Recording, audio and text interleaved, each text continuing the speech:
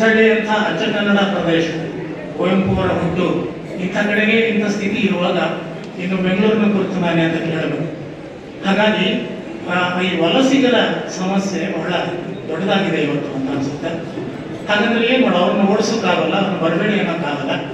ಇರುವ ಒಂದೇ ಒಂದು ಉಪಾಯ ಅಂತಂದ್ರೆ ಅವರಿಂದ ಉಪಯೋಗ ನಮ್ಗೆ ಇರೋದ್ರಿಂದ ಕೂಲಿಕಾರರು ಮುಂತಾದ ಸಮಸ್ಯೆಗಳು ರೈತರಿಗೆ ಇತರ ಕ್ಷೇತ್ರಗಳಲ್ಲಿ ಎಲ್ಲರಿಗೂ ಇದೆ. ಕಾರ್ಮಿಕ ಕೂಲಿಗಳ ಸಮಸ್ಯೆ ಅದನ್ನು ಅವರು ಪೂರೈಸ್ತಿದ್ದಾರೆ. ಆದರೆ ಅವರಿಗೆ ಇರುವಂತಹ ಮನಸ್ಸು ಅಂತಿದೆಯಲ್ಲ, ನಾನು ಕನ್ನಡ ಮನಸ್ಸಿನ ಬಗ್ಗೆ ಹೇಳಿದ್ನಲ್ಲ, ಹಂಗೆ ಅವ್ರಿಗೆ ಅವ್ರವ್ರ ಭಾಷೆ ಬಗ್ಗೆ ಮನಸ್ಸಿದೆ, ನಮ್ಮವ್ರಿಗೆ ಇಲ್ಲ. ಅವ್ರಿಗೆ ಹಿಂದಿ ಬಿಡೋದೇ ಇಲ್ಲ. ಅವರು ಹಿಂದಿಯಲ್ಲಿ ಮಾತನಾಡಿ ಒತ್ತಾಯಿಸಿದ್ರು ಕೂಡ ಹಿಂದಿ ಮಾತಾಡೋದು ತಯಾರಿಲ್ಲ ಅವರು. ಅದು ಅವರ ಹಿಂದಿ ಮನಸ್ಸು. ಸೊ ಅಂಥ ಸ್ಥಿತಿಯನ್ನು ನಾವು ಬದಲಾಯಿಸೋಕೆ ಪ್ರಯತ್ನಿಸಬೇಕು. ಅವರಿಗೆ ಒತ್ತಾಯಪೂರ್ವಕವಾಗಿ ನಾವು ಕನ್ನಡದಲ್ಲೇ ಮಾತಾಡಿ ಅವರು ಕನ್ನಡವನ್ನು ಕಲಿಯೋ ಹಾಗೆ ಮಾಡಬೇಕು. ಅಷ್ಟನ್ನು ಮಾಡದೆ ಬೇರೆ ಯಾವ ಉಪಾಯವೂ ಇಲ್ಲ ಅಂತ ನನಗನ್ಸುತ್ತೆ. ಒಂದು ಭೂತ ಹಿಂದಿ ಭೂತ. ಇಂಗ್ಲಿಷ್ ಅನ್ನುವಂಥದ್ದು ಒಂದು ಕಾಲಕ್ಕೆ ಆಂಗ್ಲ ಭಾಷೆ ಹಾಸ್ಯ ಮನೋಭಾವ, ಅವರಿಗೆ ಡೊಗ್ಗು ಸಲಾಮ್ ಹೊಡೆದುಕೊಂಡು ಬದುಕಿದ ಸ್ಥಿತಿ. ಹಾಗೆ ಡೊಗ್ಗು ಸಲಾಮ್ ಹೊಡೆದವರು ನಮ್ಮ ಸೊಂಟ ಇನ್ನೂ ನೆತ್ತಗಾಗಲಿಲ್ಲ, ಮೊಣಕಾಲ ನೆಟ್ಟಗಾಗಲಿಲ್ಲ, ಇನ್ನೂ ಡೊಗ್ಗಿಸ್ಕೊಂಡು ಇರ್ತೀವಿ. ಹಾಗಾಗಿ ಇಂಗ್ಲಿಷನ್ನು ಬಿಟ್ಟಿರೋ ಸಾಧ್ಯವಿಲ್ಲ ಅನ್ನೋ ಸ್ಥಿತಿ.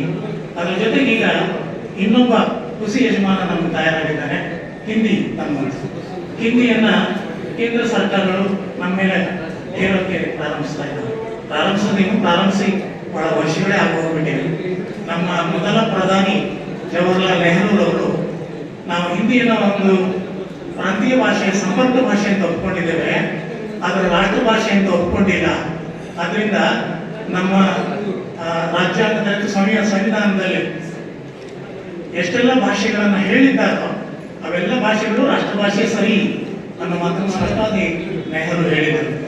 ಆದ್ರೆ ಏನಾಯ್ತು ಈಗ ಅಂತಂದ್ರೆ, ಆ ನಂತರದ ಎಲ್ಲ ಸರ್ಕಾರಗಳು, ಎಲ್ಲ ಪಕ್ಷದ ಸರ್ಕಾರಗಳು, ರಾಷ್ಟ್ರೀಯ ಪಕ್ಷಗಳು ಅನ್ಸ್ಕೊಳ್ಳುವಂಥವೆಲ್ಲ ಹಿಂದಿನ ರಾಷ್ಟ್ರ ಭಾಷೆ ಅಂತ ಹೇಳಿ ಖುಷಿಯಾಗಿ ಪ್ರಚಾರ ಮಾಡ್ತಾ ಅದನ್ನ ಎಲ್ಲರಿಗೂ ನಂಬಿಸ್ತಿದ್ದಾರೆ. ವಾಸ್ತವವಾಗಿ ದಕ್ಷಿಣ ಭಾರತೀಯರಿಗೆ ಅದನ್ನು ನಂಬಿಸಿ ನಮ್ಮ ಮೇಲೆ ಅದನ್ನು ಹೇರೋದಕ್ಕೆ ಪ್ರಯತ್ನಗಳನ್ನು ಮಾಡ್ತಿದ್ದಾರೆ. ನಮ್ಮ ದಾಸ್ಯ ಭಾವ, ನಮ್ಮಲ್ಲಿ ಕರ್ನಾಟಕದ ಕನ್ನಡಿಗರಿಗೆ ಸ್ವಂತಿಕೆ ಇಲ್ಲದಿದ್ದ ಹಾಗೆ ಇನ್ನೊಬ್ಬರಿಗೆ ಅಡಿಯಾಳ ಅಥವಾ ದಾಸ್ಯ ಭಾವ ಹೊಂದಿದೆ. ಹಿಂದಿಯವರು ಏನು ಹೇಳ್ತಾರೆ ಅದನ್ನೆಲ್ಲ ನಾವು ಸರಸ ವಹಿಸ್ತೇವೆ, ಅವ್ರು ಹೇಳಿದಾಗ ಮಾಡ್ಕೊಂಡು ಹೋಗ್ತೇವೆ. ಕೇಂದ್ರ ಸರ್ಕಾರದ ಯೋಜನೆಗಳ ಹೆಸರುಗಳನ್ನ ಅವುಗಳನ್ನ ಅದೇ ಹೆಸರಲ್ಲಿ ಬಳಸ್ತಾರೆ, ಹೆಸರನ್ನು ಕೂಡ ಅನುವಾದಿಸೋದಕ್ಕೆ ನಾವು ಹೋಗುವುದಿಲ್ಲ.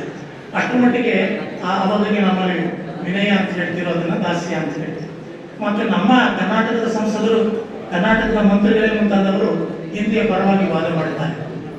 ಹಿಂದಿಯನ್ನ ವಿರೋಧಿಸಬೇಕು ಅಂತ, ಅದನ್ನು ದ್ವೇಷಿಸೋದಲ್ಲ, ಹಿಂದಿಯನ್ನು ಹೇರೋದನ್ನು ತಡಿಬೇಕಷ್ಟೇ. ಅದನ್ನು ಕಲಿಯೋಣ, ಅದರಲ್ಲಿರುವಂಥ ಸಂಪತ್ತನ್ನ ಸ್ವೀಕರಿಸೋಣ, ಸಂಪರ್ಕ ಭಾಷೆಯಾಗಿ ಬಳಸೋಣ.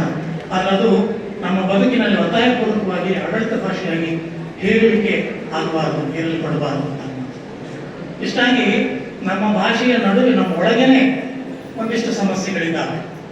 ಕನ್ನಡ ಭಾಷೆಯನ್ನು ನಾವು ಬಳಸ್ತಿರೋ ಜನ ಯಾವ್ಯಾವ ಬಗೆಯಲ್ಲಿ ಬಳಸ್ತಿದ್ದೇವೆ ಅಂತಂದ್ರೆ, ಇವುಗಳನ್ನ ತಾಂತ್ರಿಕ ಸಮಸ್ಯೆ ಅಂತ ಬೇಕಾದ್ರೆ ಕರಿಬೋದು ಏನೋ. ಬಹಳ ಮುಖ್ಯವಾಗಿ ಭಾಷೆಯಲ್ಲಿ ಇರ್ತಕ್ಕಂಥ ತಪ್ಪುಗಳು. ನೀವು ಎಲ್ಲೆಲ್ಲಿ ನೋಡ್ತಾ ಹೋಗಿ ಕಣ್ಣರಳಿಸಿ, ರಸ್ತೆಯಲ್ಲಿರ್ತಕ್ಕಂಥ ಎಲ್ಲ ನಾಮಫಲಕಗಳನ್ನು ನೀವು ನೋಡ್ತಾ ಹೋದ್ರೆ ಹಲವಾರು ತಪ್ಪುಗಳು ನಿಮ್ಮ ಕಣ್ಣಿಗೆ ಕಾಣಿಸ್ತವೆ. ಸರ್ಕಾರಿ ಆದೇಶಗಳನ್ನು ನೋಡ್ತಾ ಹೋದ್ರೆ ತಪ್ಪು ವಾಕ್ಯಗಳು ನಿಮಗೆ ಅದರಲ್ಲಿ ಕಾಣ್ತವೆ. ಜಾಹೀರಾತುಗಳನ್ನು ನೋಡಿದ್ರೆ ತಪ್ಪು ವಾಕ್ಯಗಳು ಕಾಣ್ತವೆ.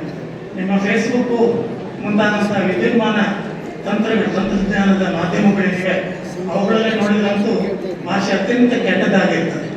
ಹೀಗೆ ಇದೊಂದು ತಪ್ಪು ಕನ್ನಡದ ಕಾಲ, ಒಳಗನ್ನಡ ನಡುಗನ್ನಡ ಅಂದಾಗ ಇದು ತಪ್ಪು ಕನ್ನಡದ ಕಾಲ.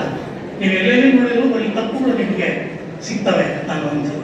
ಅವನ್ನೆಲ್ಲ ಕೆಲವನ್ನ ಉದಾಹರಣೆ ಮಾಡ್ಕೊಂಬಂದಿದೆ, ಎಲ್ಲವನ್ನು ಓದಲಿಕ್ಕೆ ಬಡಲು ನನಗೆ ಗೊತ್ತಾಗ್ತಾ ಇಲ್ಲ. ಇರಲಿ. ನಮ್ಮೂರ್ ಎಕ್ಸ್‌ಪ್ರೆಸ್, ನಿಮ್ಮ ಸುದ್ದಿಯ ಜೊತೆಗಾರ.